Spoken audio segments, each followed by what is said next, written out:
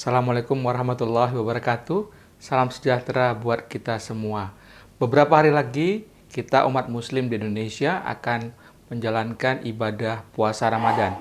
Untuk itu pada kesempatan kali ini kita akan mencoba untuk mendiskusikan mengenai pemantauan glukosa darah selama Ramadan untuk pasien-pasien diabetes kita. Seberapa sering sebaiknya glukosa darah tersebut dilakukan pemeriksaannya?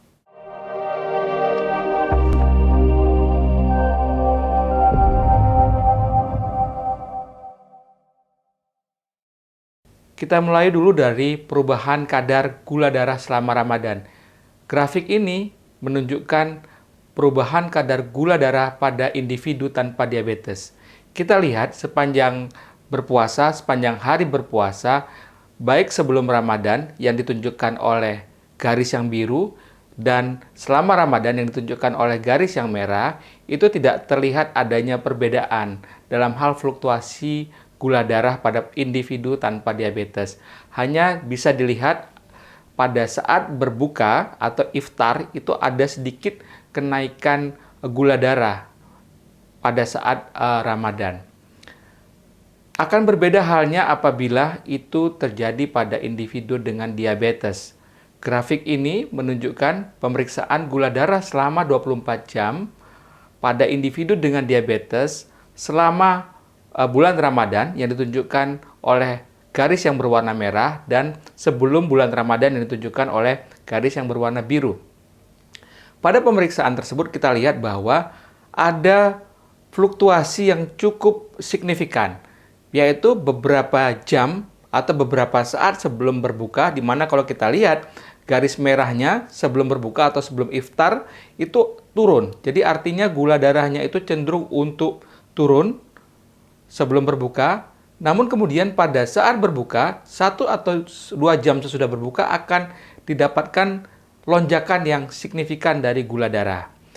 Nah, hal itu ya menyebabkan atau mencetuskan beberapa risiko selama bulan Ramadan.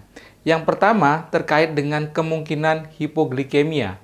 Hipoglikemia adalah suatu kondisi di mana gula darah yang terlalu rendah, yang dalam tahapan yang cukup serius bisa sampai menyebabkan gangguan kesadaran.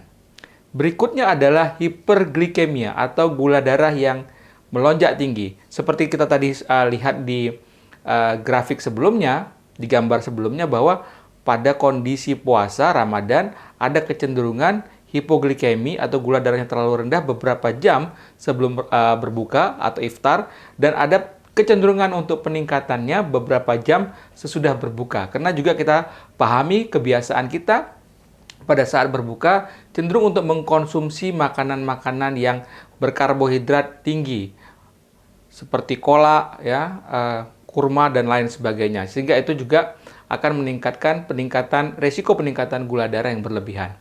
Selain hipoglikemi dan hiperglikemi, kondisi yang lain adalah ketoasidosis diabetikum, resiko yang lain.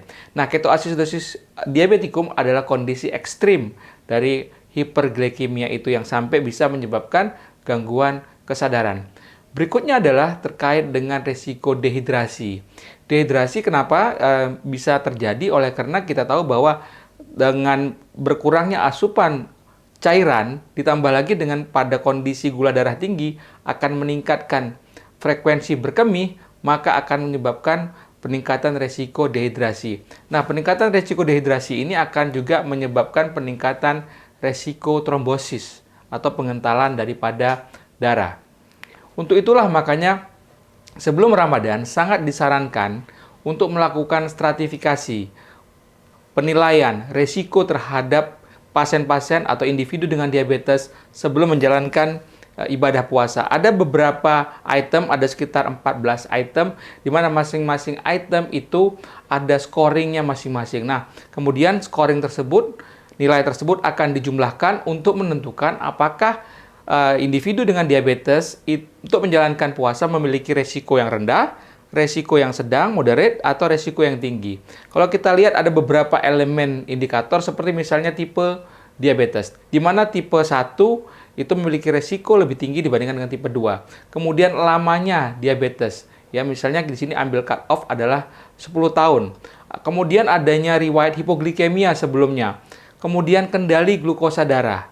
Berikutnya lagi terkait dengan terapi. Mereka-mereka individu dengan terapi insulin memiliki resiko yang lebih tinggi dibandingkan dengan yang menggunakan obat oral. Kemudian pemahaman penggunaan yang akan kita bicarakan ini yaitu penggunaan pemeriksaan glukosa darah mandiri atau dengan penggunaan glukometer. Kemudian riwayat akut komplikasi, kemudian juga komorbiditas atau penyakit-penyakit penyerta yang dimiliki seperti apakah jantung, stroke, dan lain sebagainya. Dan berikutnya lagi apakah morbiditas ini atau penyakit penyerta ini dalam kondisi yang stabil atau tidak stabil.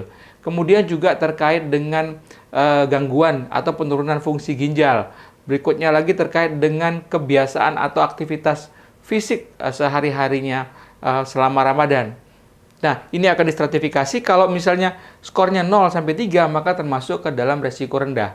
Skor 3,5 sampai dengan 6 itu masuk ke dalam resiko moderat dan skor yang di atas 6 itu masuk ke dalam resiko. Nah, dari situlah kita kemudian melakukan penentuan penilaian seberapa sering kita melakukan pemeriksaan glukosa darah puasa. Yang pasti harus diingatkan bahwa pemeriksaan glukosa darah hampir sebagian besar ulama menyatakan bahwa tidak membatalkan puasa. Ini juga menjadi suatu poin edukasi kita kepada pasien bahwa pemeriksaan kadar glukosa darah itu tidak membatalkan puasa. Nah, pemeriksaan kadar glukosa darah itu tadi bersifat individual tergantung apa? Pertama tergantung kepada tipe diabetesnya juga.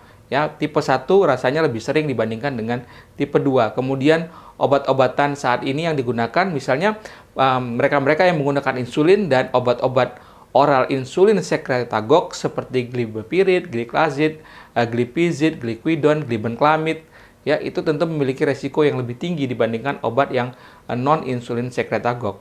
Kemudian stratifikasi risiko seperti slide sebelumnya, di mana kalau resikonya yang rendah atau moderat mungkin bisa 1 atau 2 kali sehari, sedangkan yang resiko tinggi itu bisa beberapa kali dalam sehari.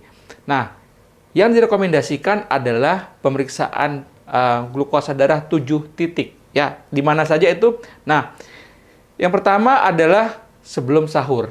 Ya, sebelum sahur, kemudian pada saat pagi hari, morningnya, kemudian pada saat tengah hari, ya, kemudian pada saat sore hari, kemudian pada yang kelima pada saat sebelum berbuka puasa, kemudian 2 jam sesudah berbuka puasa, dan yang satunya lagi adalah setiap saat saja apabila ada tanda dan gejala resiko hipoglikemi atau hiperglikemi. Jadi paling tidak ada 7 titik rekomendasi untuk dilakukan pemeriksaan gula darah. Tergantung kembali tadi kepada stratifikasi resikonya. Kalau resikonya rendah, bisa 1 atau 2 kali. Tapi kalau resikonya tinggi, bisa sampai dengan beberapa kali. Nah, kalau 1 sampai 2 kali, yang mana yang mungkin kita sarankan? Tergantung juga kepada kondisi pasien kita ya.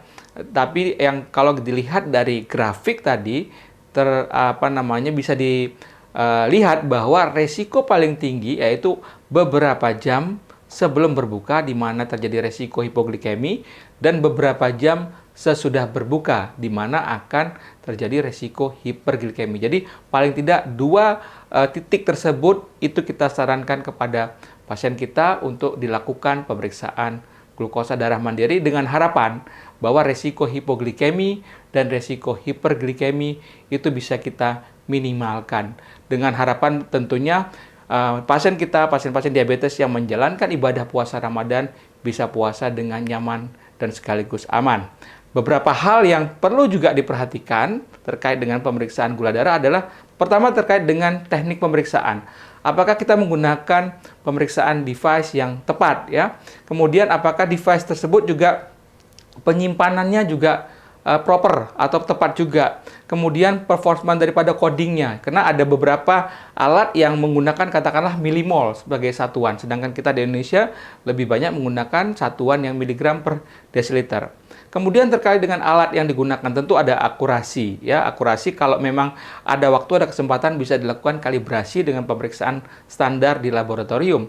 Kemudian variansi daripada strip pemeriksaan, kemudian juga kemudahan di dalam melakukan pemeriksaan dengan menggunakan alat tersebut.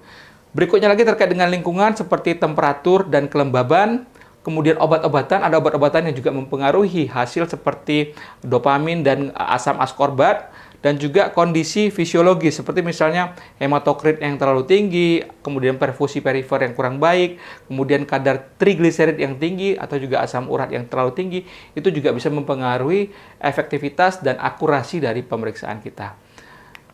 Mungkin itu yang bisa kami sampaikan pada kesempatan kali ini. Mudah-mudahan bisa memberikan manfaat kepada kita semua dan meningkatkan pelayanan kita kepada pasien-pasien kita. Teruntuk kali ini adalah pasien-pasien diabetes kita yang hendak menjalankan ibadah puasa.